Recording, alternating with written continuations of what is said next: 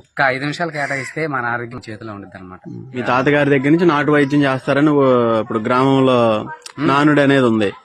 ఇప్పుడు వాళ్ళ sugar control అవడానికి మీ వంతుగా మీరు ఏం చెప్పాలనుకుంటున్నారు జనాలకి? అంటే మీ చుట్టుపక్కల వచ్చిన వాళ్ళు మీ సలహా ఏమైనా తీసుకుంటున్నారు? ఇప్పుడు తీసుకుంటున్నారు. నాకు తెలిసి వెళ్తే 2 మార్గాలు, ఒకటి వేపలతో మొహం కడుక్కోవటం, లేకపోతే వేప వేరు నవిలి దాన్ని ఊట మింగటం. అంతే, ఈ రెండు చేయడం వల్ల షుగర్ కంట్రోల్కి అయితే వస్తుంది 100% పక్క. షుగర్ కంట్రోల్ అవడానికి మొక్కలకు సంబంధించి ఏ మొక్కలు వాడుకుంటే బాగుంటుంది మన ఇంటి చుట్టూ ఉండే మొక్కల్లో? వేప నెంబర్ 1 ఫస్ట్. ఇంకా ఆకుపరంగా అయితేనేమో జామాకు ఒకటి, తులసాకు కూడా ఉపయోగపడుద్ది. తులసాకు, జామ ఏ విధంగా వాడాలి అది చెబుతారా?